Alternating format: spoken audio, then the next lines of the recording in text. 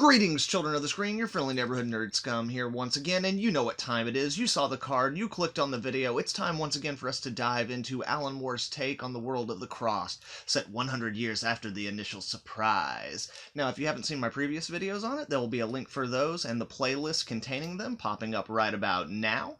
And if you're not subscribed to the channel, then definitely do that so you can check out all the dope Cross content I'll have coming out here in the future. So, without any further ado, let's dive into Cross Plus 100, Issue 4.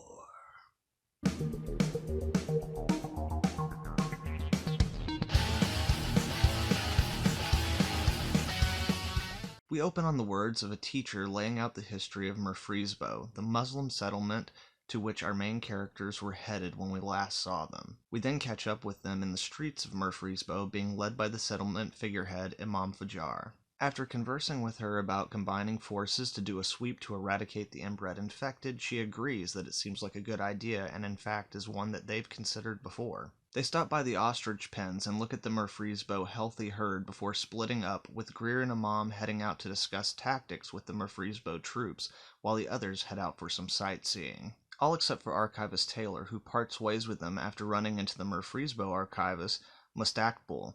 As they part ways, Cautious whispers to Keller, questioning if Taylor is sexting the slim archivist, to which Keller responds, "Well, maybe," and then the archivists bang. Afterwards, Taylor shows Mustaqbal the photo she found at the first shrine, and he recognizes it from a true crime book in his collection. He pulls the specific volume down and shows her.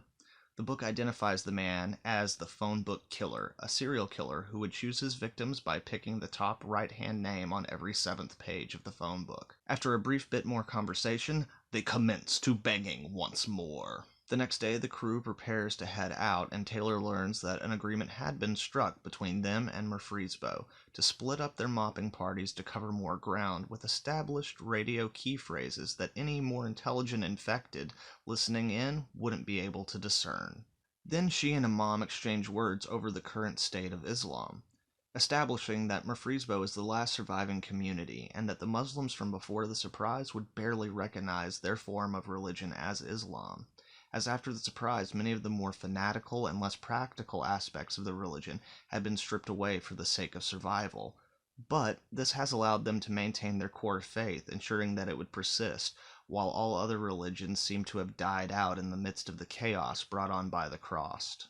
Back on the boat, Taylor notices that Greer looks concerned over something, but he doesn't want to discuss it. She retires to her cabin, going through her Wi-Fi encyclopedia, reading on Isaac Asimov's works, The Foundation, and Empire. After a bit of this, she returns to the tape that Ho-Ho found previously. This time the footage is of an infected woman tied to a chair with electrical cables hooked up to her.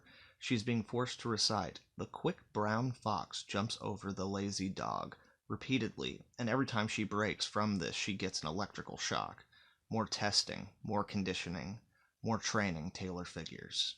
Once back in Chuga, Greer finally lets slip what's been bothering him. He tells George that amongst the ostriches in Murfreesboro, he saw some that were marked with Chuga's mark. George hits up Imam on the radio, and they get into a knockdown drag-out that leaves the two settlements estranged for the time being, with no communication being shared between them. Because of this, the next day, George sends out the last bus to join the sweep for infected, with Taylor and Keller being left behind, as this run needs soldiers, not academics. At noon, they all say their goodbyes, and the backup unit heads out. Then Taylor tells Cautious and Keller that she's thinking about doing an archive run herself on horseback up to the Appalachian Mountains. Her thought process is that it's the area they've searched the least for infected, and if there is a more intelligent group of infected operating outside of their knowledge, that's most likely where they would be located. Keller and Cautious agree, think that it's a good idea, and crew up with her. The three of them mount up and head out, with Taylor making one final journal entry before their trek. July 23rd, 2108, Offuck. How I'm planned, we follow Keller's maps. Opsy if any infected nest even a possible. If there are illbillies, maybe we kick back to Chuga and scull about a fuck-tight sweep with enough peoples. I scull over the slims in Murfreesboro. But I don't scull why we do it. I don't scull why people do believes. Our believes never help us when bad things actualed. It just made it not our responsibility. They stopped us from sculling everything was random, like the phone book crimer. That's what really Caspers us, maybe. And rational sculling, like Foundation, that was a believe too, turned out. So was our history. So was our society, our story of ourselves, how we thought we was best, how we were tight. It's like we don't skull something's a dream until we get woke from it. And we always get woked. And it always turns out to be a dream. More tomorrow. And that is where this issue leaves us off.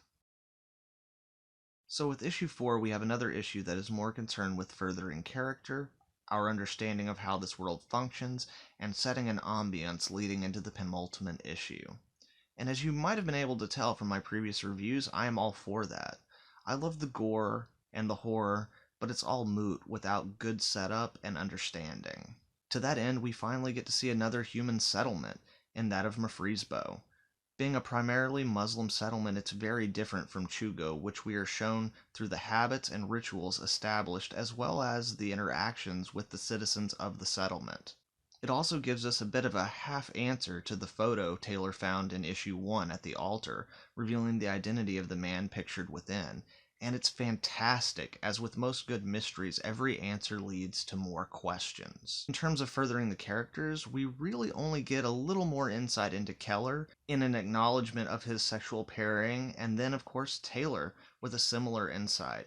Which this might seem very shallow to some, but in a world deprived of such human pleasures, the pleasures of the flesh are emphasized more and more. People need some kind of release, and that is where most of them seem to find it. This not only highlights the remaining aspects of humanity, but also draws thin parallels to the overwhelming desires of the infected. They also crave the flesh, but in a distorted way that from a moral standing we would perceive as being something subhuman. The pairing of archivist Future Taylor with the Mefrisbo archivist Mustakbal is interesting on multiple levels. On the surface, it definitely provides another layer of humanity to her character, saying that despite being an intellectual, so to speak, she is not devoid of the same desires that we see with the majority of other characters. But the pairing also works on a multitude of other levels. In Arabic, the word Mustakbal translates to future, which is interesting not only in that it implies that they are counterparts functionally within their society as well as a pair, but also works on another level as a sort of possible predestination trajectory for these characters who are both trying to collect all the knowledge of the past to better the futures of themselves and their societies. All in all, the writing in this issue is still exceedingly well handled and perfectly sets up the last of the groundwork for the big reveals and climax in the remaining 2 issues in this volume. As for the art in this issue, it maintains the quality we've seen in the previous 3, but there's not a whole lot that stands out apart from those outside of the visual representation of Mefrisbo. We see a settlement that's very different than Chuga. The settlement is older and therefore much more developed, also maintaining a good bit more of the city's original structure that holds more significance to the religious nature of the settlement. Everything seems to be more abundant and organized, depicting a people living with a purpose beyond surviving. As I said, beyond that, not much else stands out. But don't confuse that with me not being appreciative of it. The art is once again very well done, with consistency and preciseness. So there you have it, children of the screen. Cross Plus 100 issue 4. Definitely not the most exciting issue out of this volume, but nonetheless very important, and strangely the one that I had to censor the most. Go and figure that stuff out if you can. But anyway, guys, thank you very much for watching this video and coming to my channel. As I've said before, since I started doing these videos, my subscribership has over doubled. I just recently crossed the 900 mark, and I'm hoping that very soon I will be able to get to 1,000, and I am so happy that I can do that by sharing something that I love with all of you. So if you like this video, please give it a like, and make sure and share it with some friends to help the channel grow. And if you're not subscribed to the channel, definitely do that so you can check out all the dope cross content I'll have coming out here in the future. After I'm done with this volume, I'm going to be bouncing back to the original volume by Garth Ennis, so we can fill that out before then I then circle back around and finish the Cross Plus 100 series. And then after that, I'm also going to be starting a secondary series of videos where I'm going to be bringing in other YouTubers to talk about specific volumes. I believe for that we're going to be starting with my old co-host Logan, who's going to be coming on to the channel so that we can talk about Crossed Wish You Were Here. And after that, I'm going to start rolling in some other comic book YouTubers such as Joe's Geek Show and Dark Knight Nation and people of that nature. So I really hope that you guys will come back for that. Once again, thank you very much, children of the screen. I hope you all have a good one. Nerd Scum, out.